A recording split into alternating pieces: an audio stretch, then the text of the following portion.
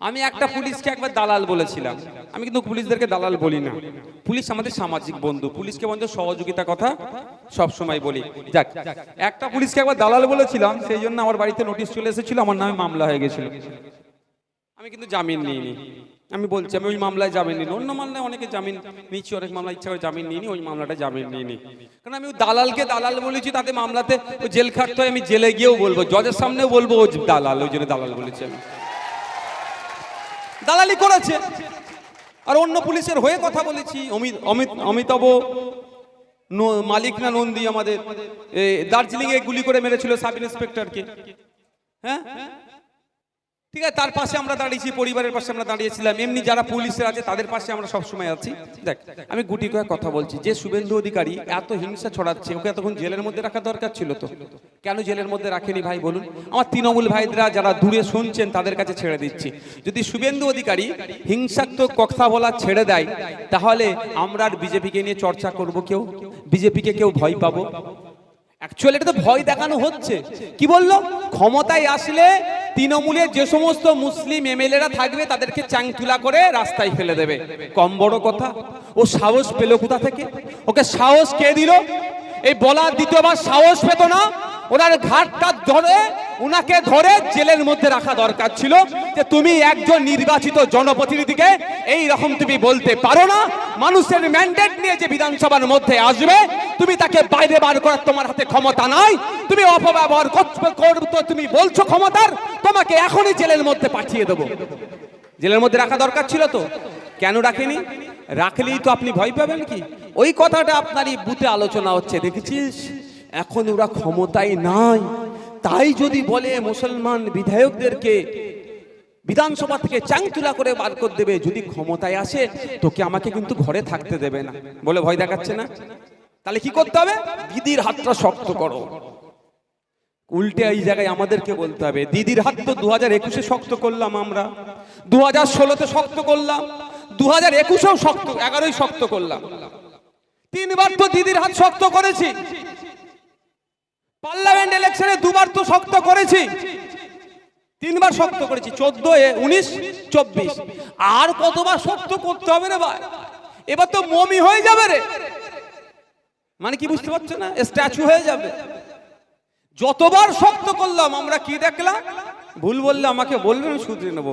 2019-এ BJP ছিল কলকাতায়, 2019-এর পরে বিজেপি মেদিনীপুর, আপনাদের মানে তমলুকে ডিএম অফিস কোথায়? নিমতৌড়িতে এসেছে। আর 2021-এ বিজেপি আপনাদের ওই মোটটার নাম নন্দকুমার আইল্যান্ডে চলে এসেছে। এখনো যদি আপনি বলেন দিদির হাত শক্ত করতে হবে, ওই হাত শক্তর নামে 2026-এ আপনার বেডরুমে বিজেপিকে দিদিমণি ঢুকিয়ে দেবে। আমি এটা তৃণমূলের বন্ধুদের বলছি।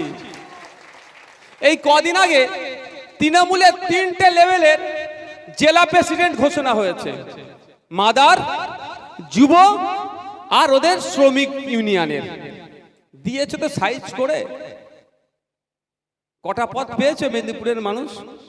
ঝেড়ে ভোট দিচ্ছে তো মেদিনীপুরের ভোট। শুধু কেন নেতা বানাচ্ছেন আপনাদের? আপনাদেরকে লাঠিয়াল ভালো বানতে পারেন তো, আপনারা দারুণ বোম ছুটতে পারেন, সেই জন্য আপনাদের কলম চেলে কি করবেন? কলমে বেশি কাজ নেই, এখানে বোমের কাজ। মানে আপনাকে বেশি কাজে লাগবে কোন জায়গায়? বোম মারাতে। ওই জন্য আপনাকে বোম মারার কাজে দিচ্ছে, আপনাকে কলম চালাবার কাজ দেয়নি। যদি কলম চালাবার কাজ আপনার হাতে ক্ষমতা থাকতো, কাঁথি শ্রীরামপুর গ্রামের কথা বলছি, কবর থেকে একটি মুসলিম মহিলাকে তুলে যৌনাঙ্গে লাঠি পাঠি গুজে দিয়ে, মুখের মধ্যে পাথর দিয়ে সেলফি তুলে ভিডিও করে ভাইরাল করেনি? হ্যাঁ, যদি কলম চালাবার নেতা আপনাদের জেলায় থাকতো, এতক্ষণ ওর সাথে যারা যুক্ত সব কটাকে জেলে রাখতো। কিন্তু দুর্ভাগ্য, আমাদের কলম চালানোর নেতাকে ওরা তৈরি করবে না, বোমবাদা নেতা তৈরি করবে। ফলে কি হলো? ওই দিনকে হাজার হাজার মানুষ যখন জড়ো হয়েছিল, যে সমস্ত আমাদের সমাজ থেকে কলম চালানোর মানুষজন ছিল তারা দাঁড়িয়ে থেকে হিংসাকে আটকানোর চেষ্টা করছিল। পরে দেখি এফআইআর যে পুলিশ দিয়েছে সেই এফআইআরে যারা ওখানে হিংসা না হয়, জিনিসটা যাতে কন্ট্রোল হয়ে যায়, যারা পুলিশকে সহযোগিতা করলো সেই সমস্ত মুসলিম লোকগুলোর নামে মামলা থানা দিয়ে দিল। উপহার দিল না? উপহার দিয়েছে। আর যদি কলম চালানোর নেতা থাকতো কিন্তু থানায় গিয়ে দুটো কথা বলতে পারতো।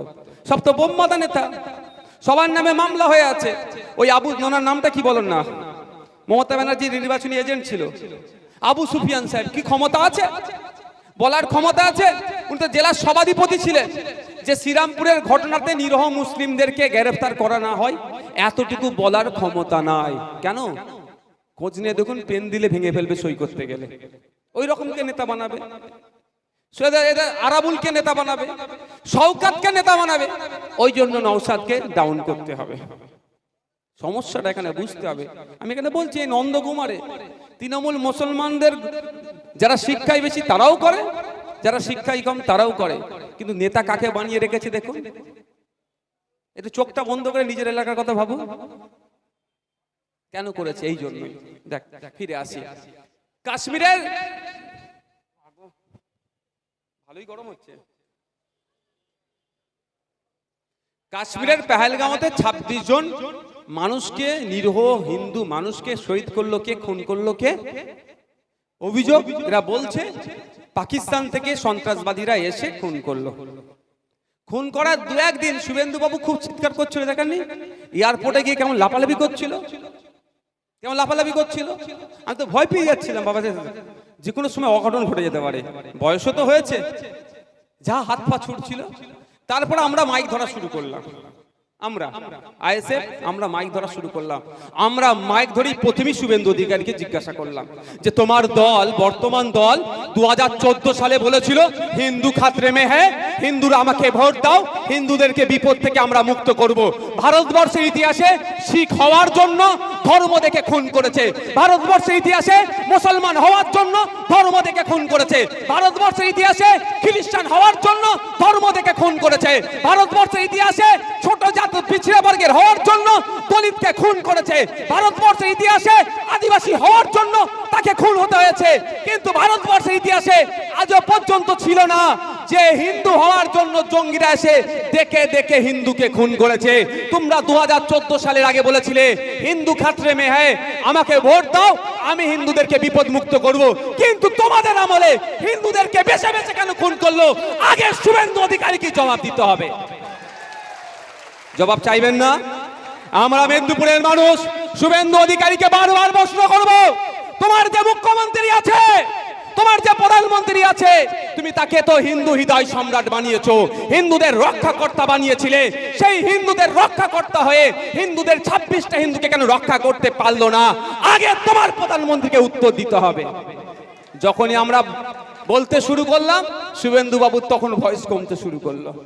আমরা এখনো বলে যাচ্ছি, আর দেখবেন শুভেন্দু বাবু এই 26 জন হিন্দুকে মেরে দিয়েছে বলে চিৎকার চেঁচামেচি করে না। কেন করবে? করার স্বাধীন আছে, রাইট। আমি বললাম যে আমি তোমাকে রক্ষা করব, আমাকে তুমি আমার সাথ দাও।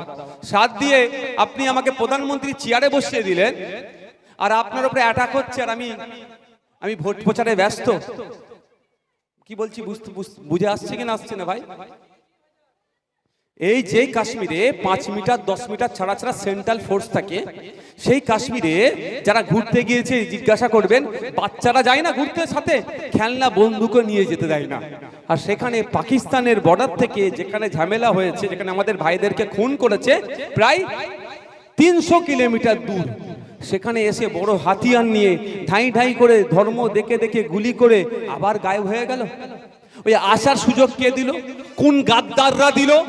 ওই আসতে না পারে আটকানোর জন্য শুভেন্দু অধিকারীর নেতা অমিত শাহজির দপ্তর দায়ী। কারণ ওই আটকানোর দায়িত্ব হচ্ছে অমিত শাহজির, তার দপ্তরের। তারপরও আসলো কেন? আগে তো শুভেন্দু অধিকারীকে জবাব দিতে হবে। কি করে পাকিস্তান বর্ডার থেকে কোন গাদ্দারদের সহযোগিতাতে ভারতবর্ষের ভূখণ্ডে ঢুকে আমার 26টা হিন্দুকে খুন করলো, আমার 26 জন হিন্দু ভাইকে খুন করলো? জবাব তোমাকে দিতে হবে, তোমার সরকারকে দিতে হবে। এই প্রশ্নটা আমরা করতে পারছিলাম না, প্রথম দিকে করছিলাম না, খুব মার্কেট গরম করছিল, যখন আমরা শুরু করেছি বন্ধ হয়ে গেছে। কাশ্মীরে এই মুর্শিদাবাদে সাম্প্রদায়িক যে দাঙ্গা হয়েছে, দায়ী কার? একজন হিন্দু, দুজন হিন্দু, একজন মুসলমান ভাই মারা গিয়েছে, অনেক কটা মুসলিম ভাই গুলিবিদ্ধ হয়ে এখনো বাড়িতে ট্রিটমেন্ট চলছে, অর্থের অভাবে ঠিকঠাক ট্রিটমেন্ট হচ্ছে না। দায়ী কার? রাজ্য সরকারের। কারণ দাঙ্গা না হয়, হিংসা না হয়, তার দায়িত্ব তুলে নিয়েছে তো মমতা ব্যানার্জি কাঁধে, তাই না? তো তার আমল হচ্ছে এই মহেশতলায় যে ঘটনা ঘটেছে, যে মেন কালপিট তাকে এখনো গ্রেফতার করতে পারেনি অপদার্থ পুলিশ। আর যারা দীঘায় ছিল ওই দিনকে